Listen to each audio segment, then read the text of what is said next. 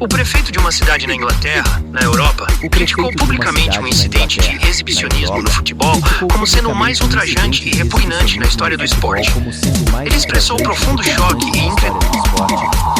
incredulidade com o que testemunhou.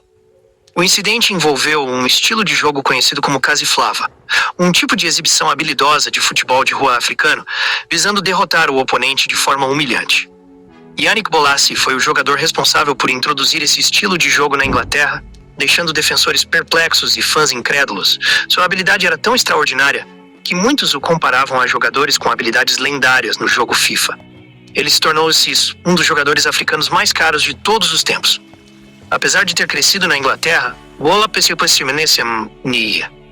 Bolasie nunca frequentou academias de futebol quando jovem. Inicialmente, seu sonho era se tornar um rapper, mas mudou para o futebol após experimentar por apenas 4 meses em uma academia. Ele começou sua carreira em um time local de futebol inglês, recebendo 20 libras por jogo e um hambúrguer grátis por gol marcado. Bolasie, nascido na França e não no Congo, mudou-se para a Inglaterra aos 7 meses de idade com seus pais. Ele foi inspirado por seus vizinhos africanos que tinham sucesso no futebol, como Lomana Lualua do Newcastle. Sorte ou não, Bolasie conseguiu uma oportunidade no futebol ao substituir um amigo de seus vizinhos que se machucou em um time de Malta chamado Floriana. Enquanto jogava em Malta, Bolasie, conhecido por cansar-se facilmente, começou a gravar seus próprios destaques e postá-los no YouTube. Seu talento chamou a atenção de agentes europeus, levando a ofertas de clubes como Heimsturm, Graz, Leicester, Plymouth e Argyle.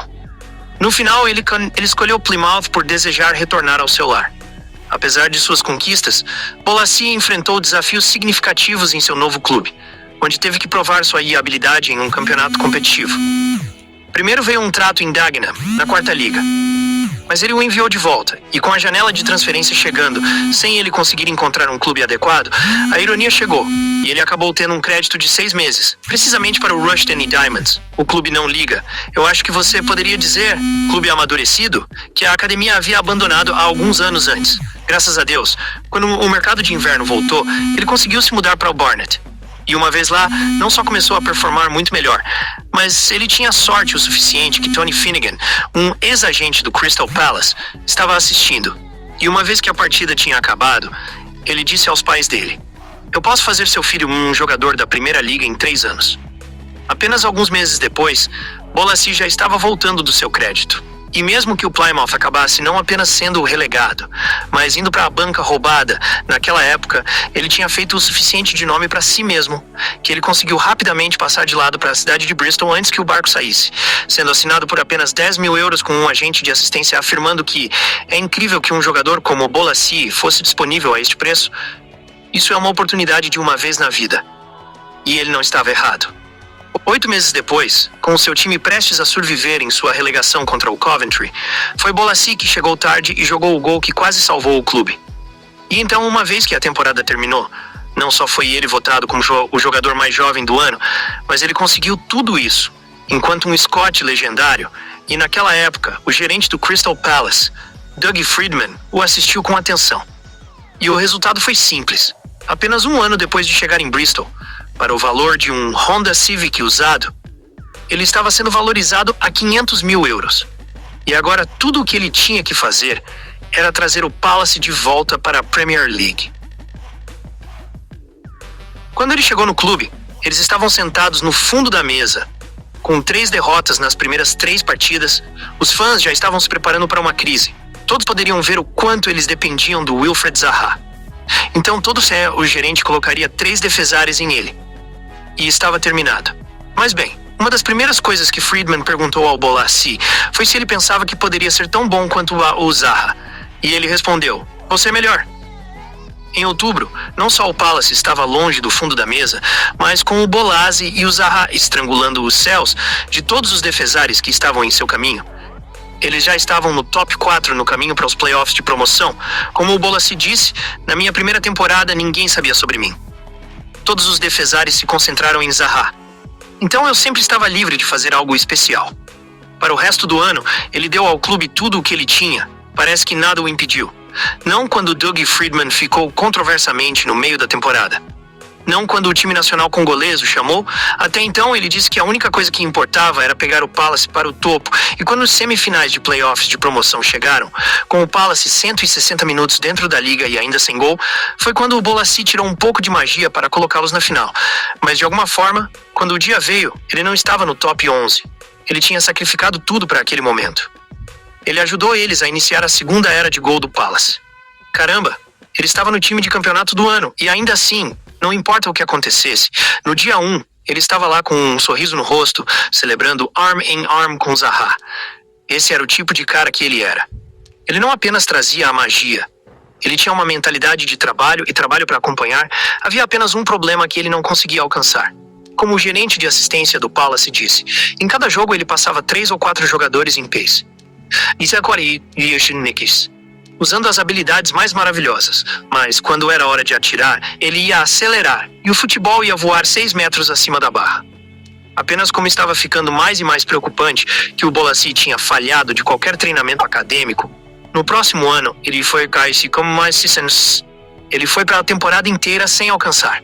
Isso teria sido inaceitável para qualquer outro avançado da Primeira Liga. Mas quando chegou ao Bolasie, não importou aquele ano mesmo com o Zaha saindo para o United. Apenas o clube tomou o passo até o top flight. O Bolasie completamente derrubou o lado criativo do time e o levou a uma das melhores temporadas de todos os tempos. Não apenas conseguindo sobreviver à relegação pela primeira vez na era da Primeira Liga, mas quase derrubando um top 10 final. Com cada jogo ficou mais e mais claro que nenhum defensor no mundo poderia o impedir, com o gerente Tony Paulos a um ponto, afirmando que o Bolasie derrubou o Kyle Walker tão mal que forçou o Redknapp a substituí-lo e mudou suas táticas. Mais ainda, nenhum jogo daquela temporada poderia se comparar com o que se tornou conhecido como Crystanbul. Imagina isso, segundo a última partida da temporada, o Liverpool precisava derrubar o Palácio com o máximo de golos possíveis. Se eles conseguirem, não terão uma chance no título. Com 12 minutos restantes na hora, eles estão acima de 3 golos e de repente, começou... Damien Delaney recebe o primeiro. Depois o Bolasie derruba no contra-ataque e assiste o White Gale, que segue a nivelar a partida 2 minutos depois. Das 12 mil partidas na Primeira Liga, apenas 24 vezes que o time volta com 3 golos atrás. E neste caso especificamente, como o New York Times escreveu, o Bolasie estava em frente e no centro. O clã Johnson do Liverpool foi humilhado por ele tantas vezes, que naquela noite os públicos o criticaram tão mal, que ele acabou tendo um meltdown público no Twitter. Esse é o efeito que o Bolasie teve em defesa. Ele era uma espécie diferente. Eles nem sabiam como reagir. Como Alan Pardew dizia, outros clubes teriam tentado mudar o Bolasie, mas nós reconhecemos que ele era um maverick e confiamos nele. É por isso que ele melhorou tanto em apenas alguns anos. Sua unicidade é o que o faz especial. E em breve isso será evidente para todos os outros. O próximo ano, mesmo com o Zaha de volta da unidade, parece que a única vez que o Palácio jogou bem foi quando o Bolasie estava no seu dia. 10 jogos ele só ganhou 2, e mesmo um deles foi graças a um vencedor do Bolasie. Mas no próximo jogo, o Palácio de novo foi atrás contra o Liverpool.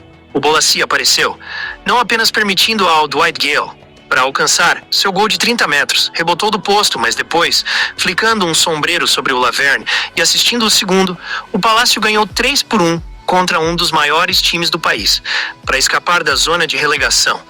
E apenas o mais casual dos fãs da Primeira Liga começou a se perguntar se ele tinha feito isso de propósito ou se ele tinha apenas ficado inútil.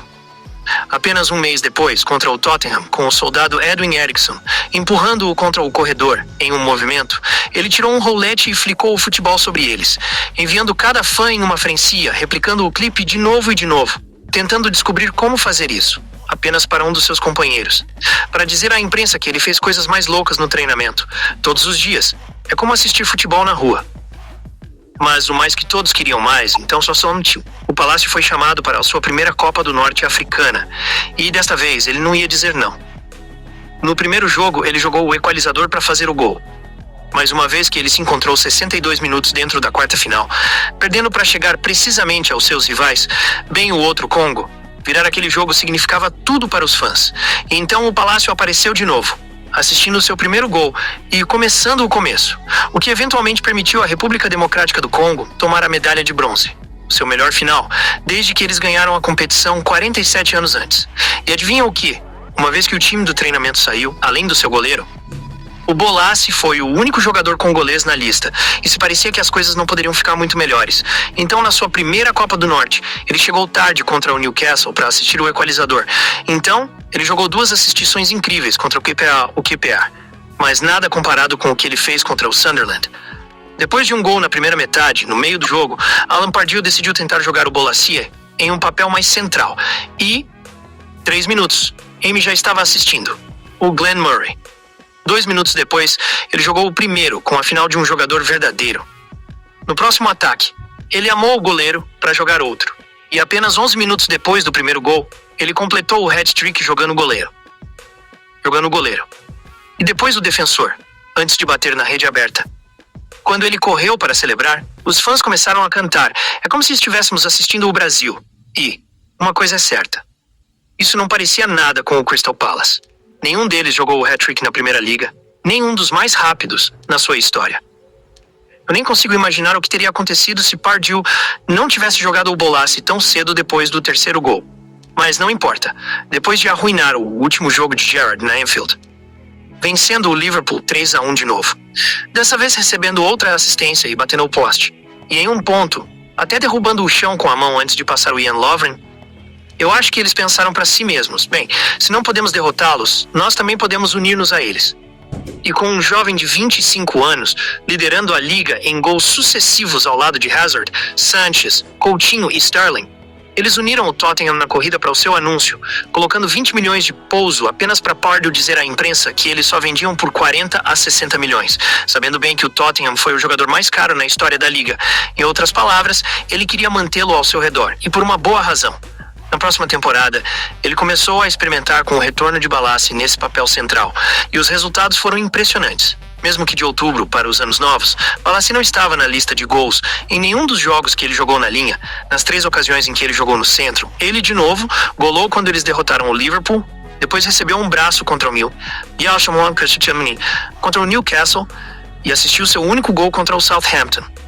Mas, apenas quando todos começaram a se perguntar se a última forma de Balassi havia sido derrotada, ele quebrou o músculo do seu braço. E durante esses 2 meses sem ele, o mesmo time que havia estado sentado apenas pelo top 5 foi completamente invencível. Não havia dúvida que Balassi era o coração e a alma daquele time. E uma vez que ele voltou, sabendo que qualquer esperança de terminar no top 7 foi perdida, eu acho que ele percebeu que havia apenas um outro jeito de fazer história, dirigindo o clube para a Europa pela primeira vez. Então ele deu tudo em um FA Cup, ganhando uma pena com 4 minutos restantes em um final sem gola. E depois ganhando a abertura no semi, dirigindo o Palace para o gol final apenas a segunda vez na sua história. No dia do jogo, tudo parecia direto de uma fabulação, crescendo. Balassi poderia ver o estádio de Wembley direto da janela do quarto dele. O dia do final coincidiu perfeitamente com o aniversário de sua mãe, que ainda morava na mesma casa, apenas alguns blocos de distância. Mas mesmo que eles empurraram a unidade para mais tempo, mesmo que parecesse destino, no final, eles perderam. Não importa o que, ofertas de transferência continuam chegando. Tottenham especialmente parecia estar sobre ele. Mas com Balassi sendo um fã de Arsenal, ele não gostou dessa ideia. E então, com o bilionário Farhad Moshiri comprando Everton e enviando a Ronald Koeman um transferimento de 100 milhões de poucos, ele completamente rejeitou o transferimento, oferecendo ao Palace um acordo de 35 milhões de poucos, não apenas fazendo com que Balassi a anotação de recordes de todo o tempo, ou a maior venda do Palace, mas o segundo jogador mais caro africano de todo o tempo, apenas 1 milhão de poucos de Sadio Mane, que acabou de se mudar para Liverpool.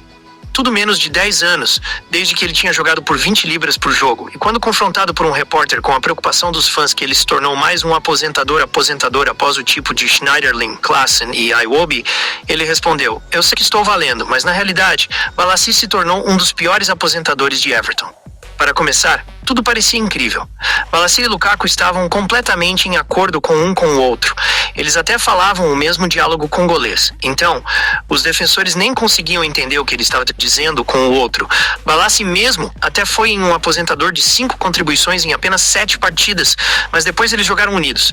E em um duelo com o Anthony Martial, Balassi não apenas derrubou seu ACL, ele derrubou seus meniscos também. Isso é o que se chama um aposentador de carreira. Mesmo depois de 11 meses, Balassi se sentiu como se estivesse sendo apressado de volta para o futebol. afirmando que Everton's equipe médica não o cuidou mesmo que ele ficasse mais horas em seus lugares todos os dias por mais de um ano. Quando seu velho físico Christopoulos examinou, ele estava chocado com o quão fraco seu braço ainda era.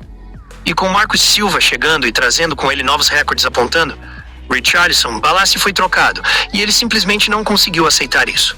Mesmo com Leicester tentando trazer um homem para trocar marés e Pielas tentando trabalhar uma volta, ele insistiu em ir sozinho, esperando que ele pudesse ganhar de volta seu lugar em Everton. Primeiro era Villa, depois Anderlecht, Sporting e Middlesbrough.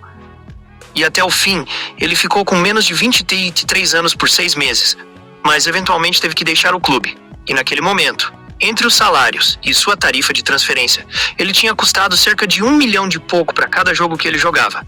Parecia completamente desesperado. Mas agora, 3 anos depois, após um extinto no segundo nível da Turquia e 2 meses em Swansea, Balassi apontou para Chris Hughman no Brasil. O homem com todos os truques chorou para a terra do futebol lindo.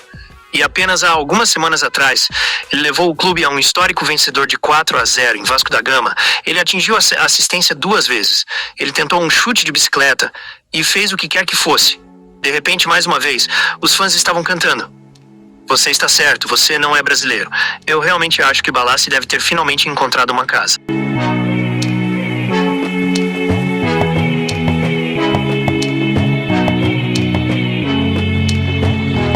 Se inscreva no canal, ative o sininho e não se esqueçam de mandar para todo mundo também que esse ano tem bastante vídeo.